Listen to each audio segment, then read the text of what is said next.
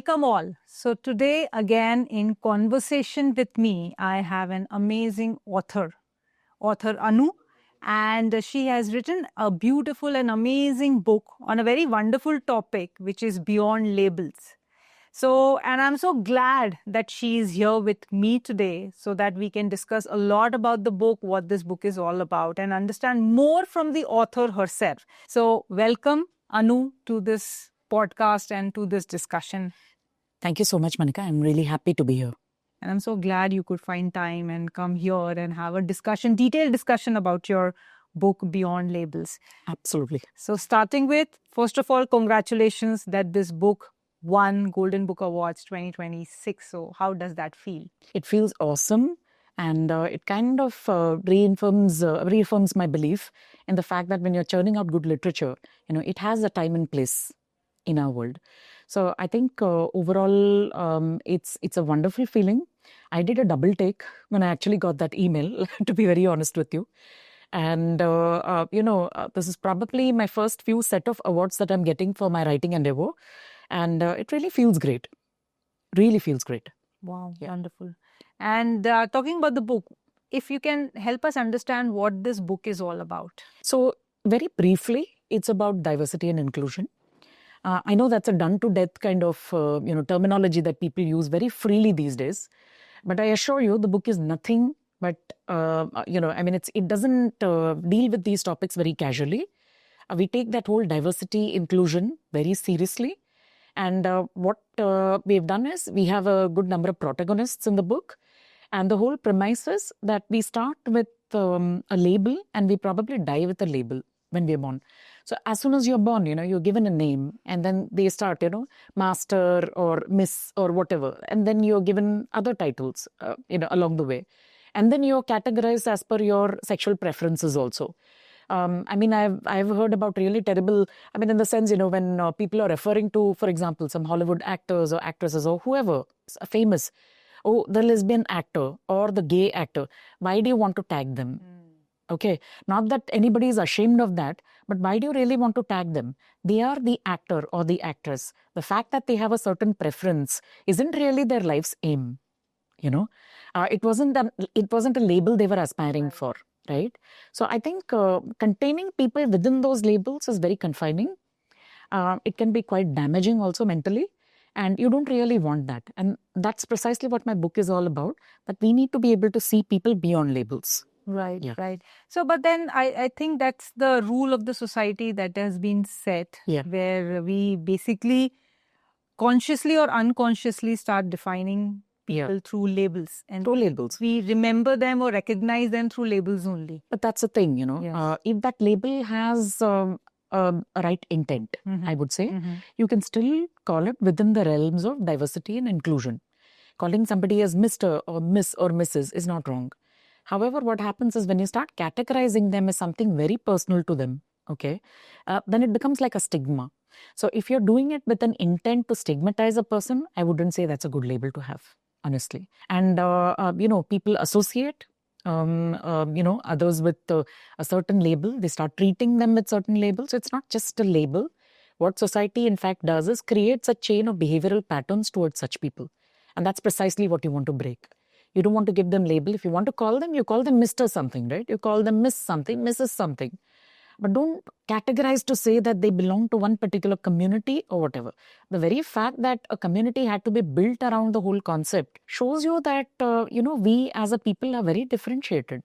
We are not unified as a community. True. And then we talk about, we are one community. All Indians are my, brothers and sisters. We say that it should be in spirit. Ideally. Correct. That's what I think I was alluding to in the book. Really. So from where you got the inspiration to pen down this topic? This topic has been very close to my heart since a very long time, because as a single woman also, I think I've suffered a lot. People tend to label you, all sorts of things. Even in society, if you're talking to somebody's husband, very casually also, you're just talking to them about probably, what have you bought in your grocery, or you talk about your office premises. Even that is taken amiss at times, which is really saddening. And I think 2 decades of that kind of behavior, decades in fact, I wouldn't just say 2 decades, maybe 2.5, 3 decades of that kind of behavior kind of made me think that, you want to jot down points that you found very uncomfortable along the way. You don't want somebody else also to be suffering similarly as you did throughout life. And it's high time now that, with the advent of social media and awareness, and Gen Z is really donning the mantle to break society barriers. I think this is the right time to write a book about all of these things, whatever I have suffered, whatever others are suffering. And a lot of these stories are from real life, actually. It might be a fictionalized version of what I've written, but the layered form of writing is actually about my protagonists who are from real life, some experiences, and some, of course, I have built a story around that and a narrative.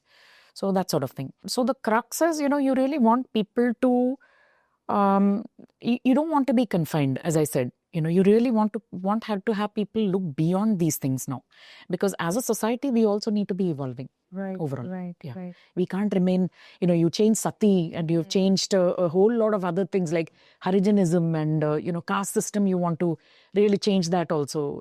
You don't want to bifurcate people or trifurcate or quadrifurcate, whatever you call it, on the basis of religion, caste and creed and all of those things. True. Why are we doing it all over again with creating an entire community for it? I don't understand. Yeah.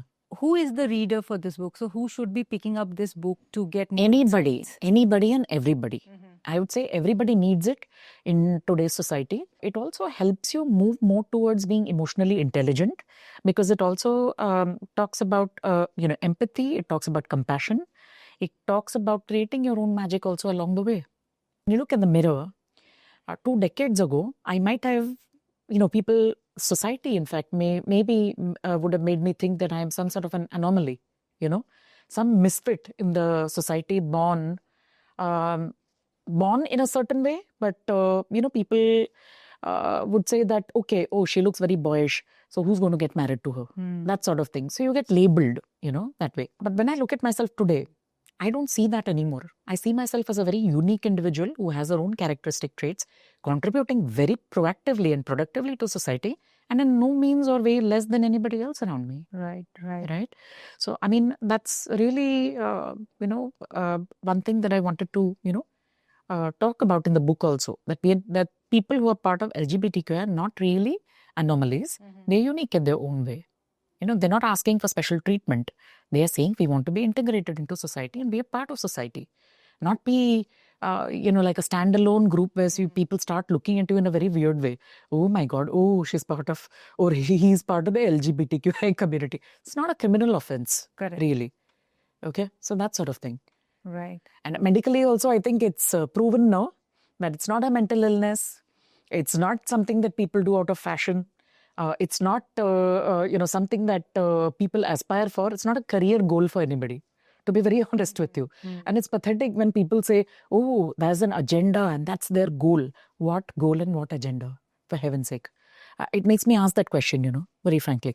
So basically, if someone is in the situation that we discussed and it's basically labeled as labeled, right? So what suggestion or message do you have for that person listening to us right now? Right now, it's going to take a bit for society. I mean, society can do it in a day, 10 days, 1 year, 10 decades for all we care. And, while they are taking their own time to evolve, what I can tell is, firstly, accept yourself the way you are. Respect your own self the way you are, because there's a purpose for which you've been created. Okay? There's a purpose why everybody exists on earth. We've probably chosen a certain lifestyle. Maybe it's a soul's journey. You've chosen that particular lifestyle of yours. Or you've chosen a certain body and a way to be born in for those experiences. So it's a journey. It's not a destination. So my destination will not be, to have 100 designations and then die with like 100 medals to my credit. Nobody remembers. I tell you a very simple thing. I have 2 briefcases filled with my mother and father's shields and medals and their certificates and everything, their degrees. Today, when you ask somebody in their fraternity, nobody remembers their medals and shields and all. Right. They only remember Dr. Hariharan, Dr. Mrs. Hariharan, Challa Hariharan. They were very good people, highly qualified, very good doctors. They helped a lot of patients. That is what people remember about them. So I think that thought is very humbling, that you're not going to be around permanently, okay? And that what you needed to accumulate was actually goodwill empathy, compassion, a lot of these good qualities along the way, rather than, confine yourself firstly to a label, to say, oh, that lesbian Anupama or a gay Anupama or something. You don't want that. And if somebody says that about you, too bad for them, too good for you, because they're already telling you that you're unique. So don't feel bad about it. Yes, You're not an anomaly, as I already said, So somebody calls you that, you're unique. That's it. Stand alone then, stand in your light. So you don't have to dim your light to fit somebody else's purposes. You shine bright, bring people up to your standard, is what I believe. Yes, yes.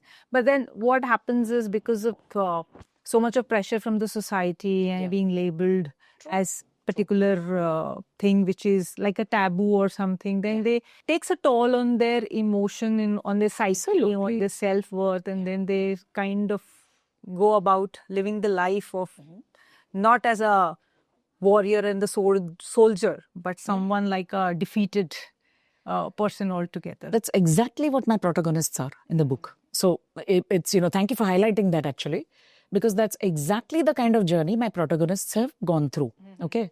So each one is in a dead-end job where, they're not able to highlight, or rather they're not able to be authentic. Okay. And then you see the characters evolving through the story. I don't want to be a killjoy and give you the end product. I'm sure a lot of people want to purchase that book. So I don't want to tell you the end product. But, it's a journey, as I said. They have to evolve through time. And they have to be able to realize that, yes, through all of the stigma, through all of the pain, are they able to find themselves? Right. So if you're able to find yourself, what happens is a miracle, really. If you are able to accept the fact that, yes, taboos are always going to be there unless and until society changes their mindset, you can be a change maker also to address some of these taboos and mindsets, like I am doing it right now, right? So I have not caused any harm in society. I am a law-abiding citizen, tax-paying citizen, okay? Doing very well for myself, also help a lot of people in society today. So nobody can really say that one label, or, being a single woman or being a part of LGBTQI or whatever it is, they can't put these tags on me today, because now the whole narrative is, oh, above all of that, isn't she a good human being? So that sort of thing, So when you realize that about yourself, trust me, everything else aligns itself around you, whether it's society or anybody. True, you will get those uncomfortable moments in life, and they can be pretty uncomfortable. You can have backstabbing friends who can use these against you, even at the workplace. They can use these against you in society. They can treat you very shoddily. And this is, unfortunately and sadly, one part of the journey that, a lot of people do face. But in the end, are you able to stand in your own light? That sheds light on a lot of other people. And what happens is, anything in the dark, you shed light on that, they're not able to sustain that for long. Right. So yes, the journey is difficult. Journey is difficult. So I also believe that it's not an easy path. It's not an easy path. It would be difficult because you are going against the stream, right? And obviously popular belief, basically. Yes, I wouldn't that's say a stream, huh? Yeah, because you take up ancient India's history. We never had any labels as such. You take up Kama Sutra. We celebrate some of these works. Okay, and Ajanta Ellora caves. You go to some of these other caves where you've got explicit images of so many things happening. And, they're not really hiding. They're there in plain sight for you, that this was part of our culture. This was part of our society. At that point of time, we were a lot freer. What do you call it? Our acceptance-wise or everything, we were a lot freer than all of this. Correct. We used to consider these as a normal part of our society, normal part of the human nature, where human nature is not, you cannot categorize that into just a male or a female gender. You categorize everything in the form of energy, feminine energy or a masculine energy, I think that is exactly what our cultural setup was at that point of time. Then what happened? The British came in. The church obviously had their own teachings. Right. And what happened was that kind of influenced pretty much everything that we knew. It destroyed a part of our culture, I would say, at that point of time. It changed our belief systems. It corrupted a lot of things that we were doing. Even created the caste system, I would say, and perverted our systems to a certain limit. What you're seeing as a result of 200 years of, colonization is precisely this. A mindset that is redundant, mindset that needs to change, Britain has changed. Britain has changed its laws about so many decades ago. But the India of today still remains in the British era, using the same this thing. Rather, why don't we focus on what was there earlier? Even in the 15th century, we were a lot freer as a society as, compared to today. We're still wondering, whether somebody ought to be wearing a short skirt or, we still oogle at people, wearing. We're not a free society. We really need to work harder than this, I would say. So it's a mindset issue. It's a mindset issue. And every household has that responsibility to really educate their folks about all of these things. So I think it's a long journey. It's a long journey. Take generation to... I feel it doesn't need to take a generation. The society has to have a will. Right. So what happens is, like, for example, if I talk about patriarchy, I'm sorry, it's a controversial topic. But if I talk about patriarchy, which very much exists, people may deny that to high heavens, but it very much exists in society. So a man and a woman get married, all right? But the man has expectations that far exceeds what he's supposed to expect out of that woman. Right. She's supposed to cook, earn, bring a dowry, take care of the parents, the man's parents, pretty much do everything, that a slave would, ideally. All right? And then what happens is, the woman of today is modern, comes into a society which is quite fractured in its understanding of that man-woman relationship or a marriage, for example, between two people. And all hell breaks loose. And then what do you see are aberrations in our belief systems. Very rigid belief systems that were never supposed to exist, that were supposed to evolve with time. So you wear good clothes today. You are pretty westernized in your way of thinking. You bring your Eastern philosophy along with that and, mix it with the West, but you don't want to change certain things because it's convenient for a certain section of the society. So instead of being convenient and sitting comfortably, the woman is doing all the job, so I can sit in front of the TV, put my legs up and, be free of all responsibilities. It's not my job. That's precisely what they feel. So that mindset basically has to change, and it has to change in every household. That equal partnership, that concept of coexistence in society, that you shouldn't have a fractured belief system where somebody is superior and somebody is inferior. We still talk about caste system today.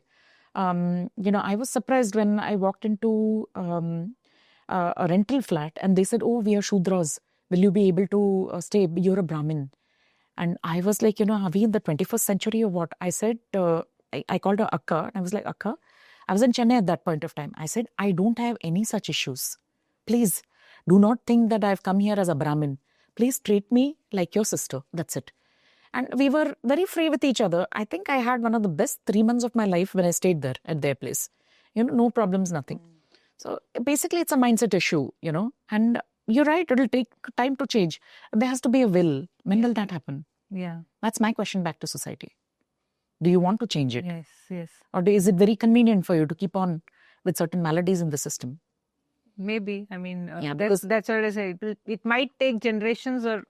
Then these are, what do you call it? These are aberrations in society that come out in certain ways. Then you'll have, retaliations. You'll have divorces, high rate of divorces and everything you see. Precisely because of all of these things. And people nowadays, I think people are scared to get married. Why not? So yes, they want to live independently. They don't want any commitments and any... माँ बाप को रास्ते पे लाके कौन लड़की will want to get married? And you see on Insta, I'll tell you something very hilarious.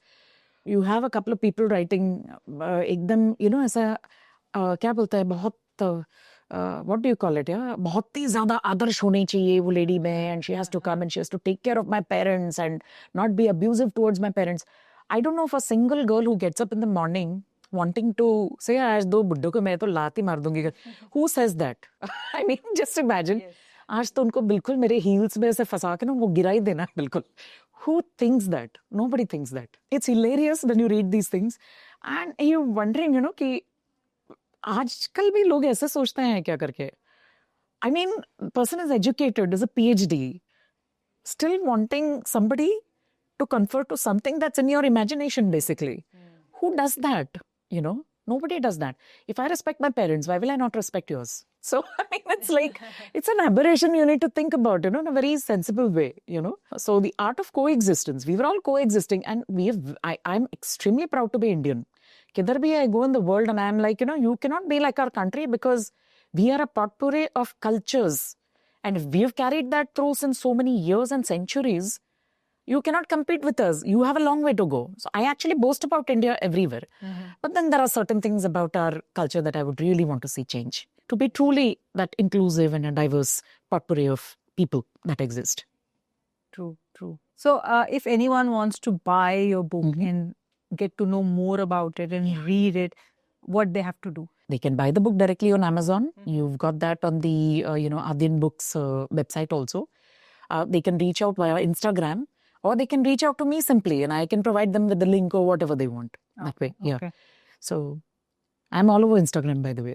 Okay, wonderful, wonderful. Yeah. So readers, if you want to get a hold of this book, Beyond Labels, what you have to do, the link of buying this book on Amazon is listed in the description box. So go check out the description box, click on the link, and it will take you to the Amazon page from where you can purchase this book. And if you want to get connected to the author directly, then her Insta link is also mentioned in the description box.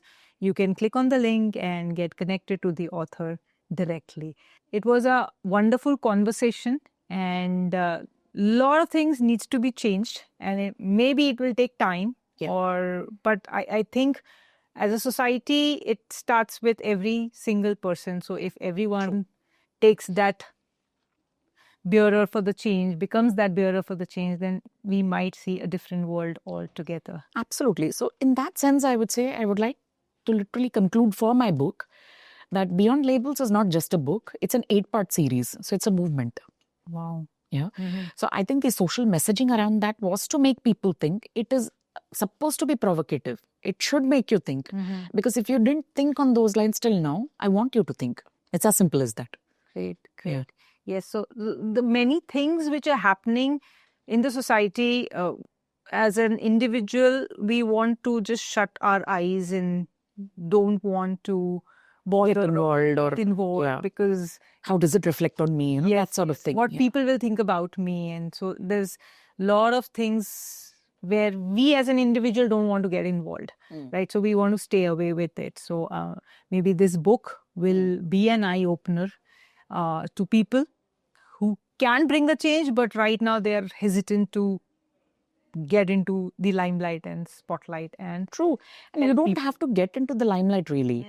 If you have your next door neighbor who's really suffering, be there, just show up for them, be there for them. That is how the society works. We call ourselves a society for good reason. True. Now we were supposed to be united together in our values and other things. That's why you call it a society. And it's sad that you use that word society also just like a label. You have a couple of parties for your Diwali and Christmas and all. Don't really show up for each other otherwise. Pav bhaji khane sab niche aa jate hai, but nobody is really, beyond that pav bhaji, there's no vision. True. As a society. Yes. You really need to change that. I mean, pav bhaji you can eat elsewhere also. You didn't need a society meet for that. What you needed was people to come together, Be a support system. Be a support system for each other. Because tomorrow I've seen a lot of neighbors who need me, basically. I mean, in the sense like medical problems ho, kuch bhi ho, advice ho, I help them out.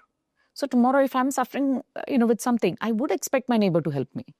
And that's a very basic expectation and, it's like a basic courtesy that you have towards each other. And should be devoid of labels, really.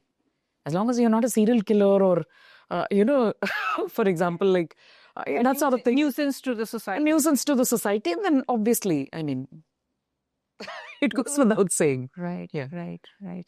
So, yes, we should move beyond labels and see each other as a beautiful human being. Yes. And being a support system exactly. for each other. So with this, thank you so much for joining us today. And it was a wonderful conversation.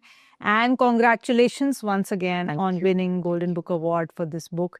And may you achieve more heights and more accolades come to you with each and every edition that you would be releasing. International Women's Day, we have the second book releasing, by the way. Wow. Yeah. Great. So best wishes. Thank you. Congratulations once again. Thank you so much. Thank you for inviting me out here. It's been a pleasure speaking with you.